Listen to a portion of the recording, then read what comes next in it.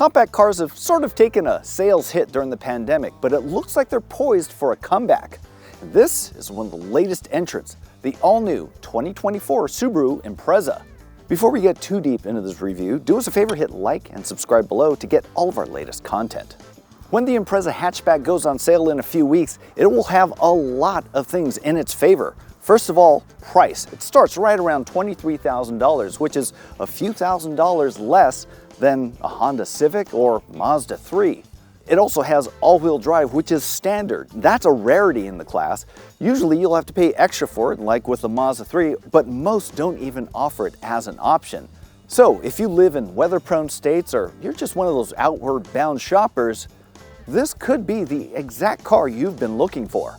As far as styling goes, the Impreza has been updated to match other vehicles in the Subaru lineup, like the Crosstrek and WRX. It's a little more aggressive with some of the blacked out elements, but also this trapezoidal grille has a lot more presence than before. Here in the headlights, they're nicely wrapped around with some cool accent lights, but they're also LED and adaptive, so they'll point through turns at night. Unlike some of the other Subaru models we mentioned, this does not have those blacked out plastic fender liners. Instead, this looks a lot more like your typical hatchback with body colored elements. Now, one thing I do like is this new RS badge. The RS hasn't really been in the Subaru lineup for a while, but I like what they've done with this badge because it sort of denotes that it's still the horizontally opposed boxer engine with the cylinders going side to side. Nice little nod, and for a car geek like me, it makes me happy.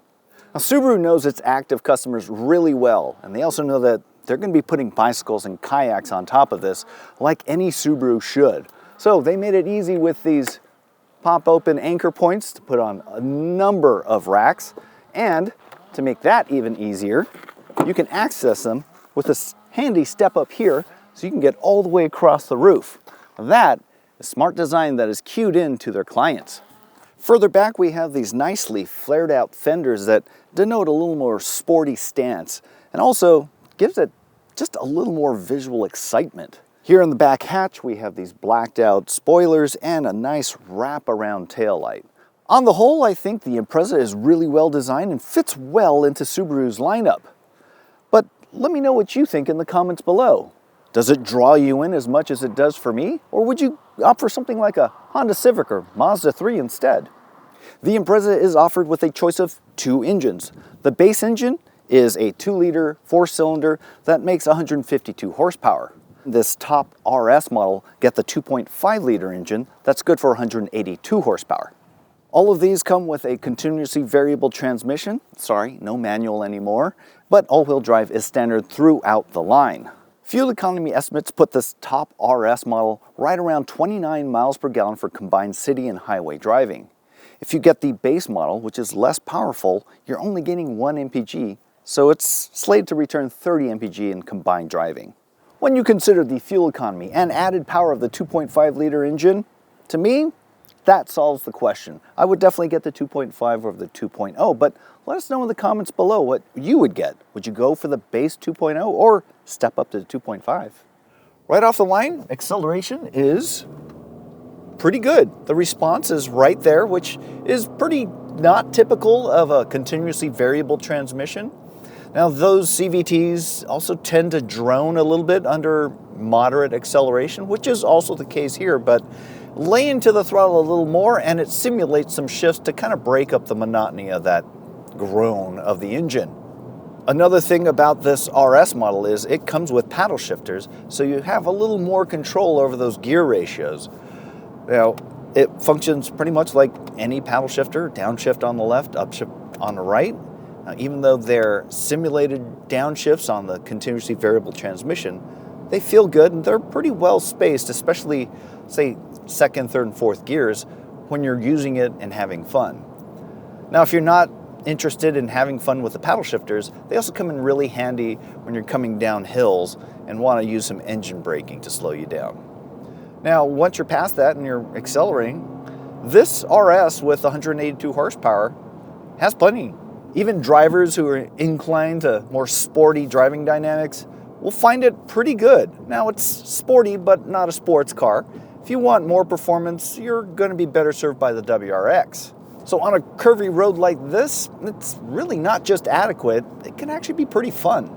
There's just enough sporty handling for you to have confidence going through turns and braking later and kind of slicing through and popping apexes. It's a lot of fun. And the steering, it's nice and direct, it's very precise, and the brakes feel good. They're kind of soft in the pedal, but it makes sense for, let's say, a regular hatchback, not something like a Golf R or GTI. The good thing, all of that handling doesn't really negatively affect ride quality. This is comfortable. We've been going over some bumps and ruts here and there, and they're shrugged off really easily. Another thing that I'm happy about is this is a lot quieter inside than the last generation Impreza. It's not as boomy or hollow sounding. This feels a lot quieter. It also feels a lot more substantial, and that could be due a lot to the stiffer chassis. They said it's 10% stiffer, which means that they can actually soften up the suspension to make it more comfortable, but at the same time not sacrificing sporty handling.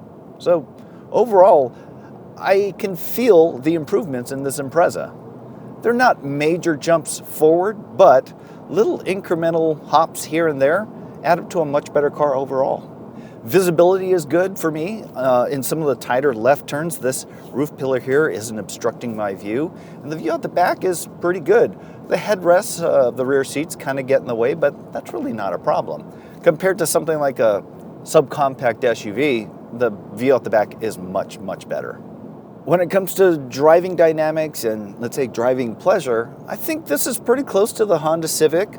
Now you can get the Civic Si, which is sportier, but there's also the Mazda 3. Now the base Mazda 3 and the step up from that, they're pretty comparable in terms of power, but the Mazda tends to be much sportier when it comes to handling.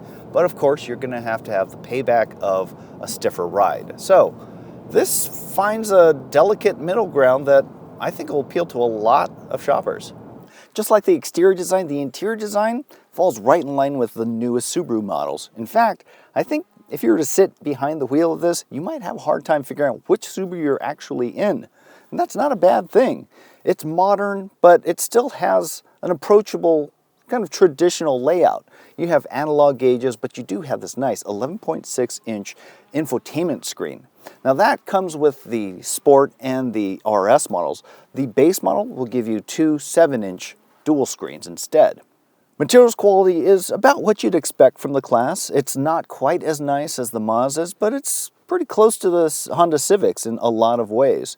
You got a lot of soft touch materials where you're going to be touching a lot, but you also get some hard materials here and there because, well, it's an economy car at its heart. Now, you do have a lot of amenities. You have this wireless charging pad here, but I honestly wished it was a little more rubberized because it allows the phone to slide around a little more than I'd expect.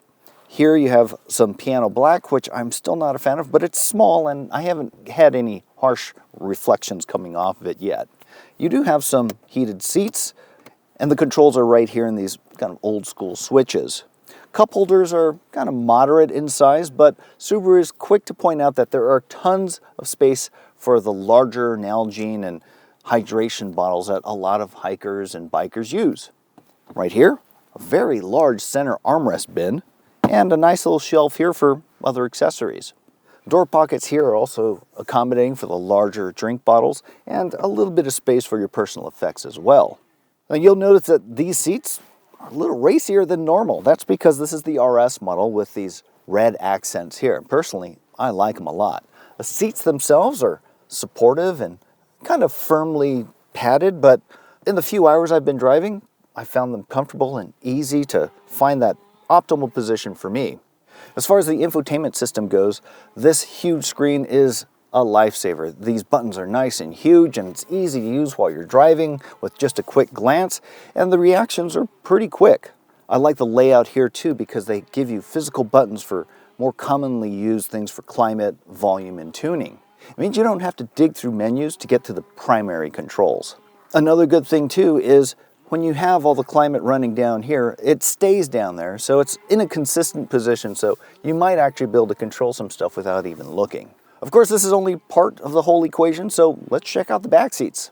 Here in the back seats, I'm well taken care of. I'm 5'10", sitting behind the driver's seat, which is set for me. And as you can see, there's a lot of legroom here and plenty of space for my feet to slide under.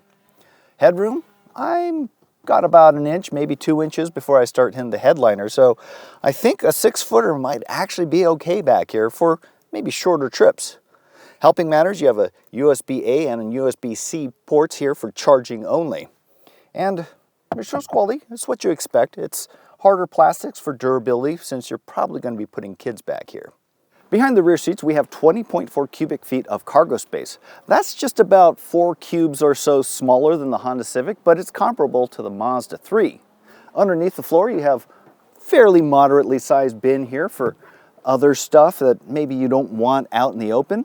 But the rear seats fold, but they don't fold flat. There's a little bit of a ramp up, but it's really not that bad if you're loading something large and long in there. You think you can just lift it over pretty easily.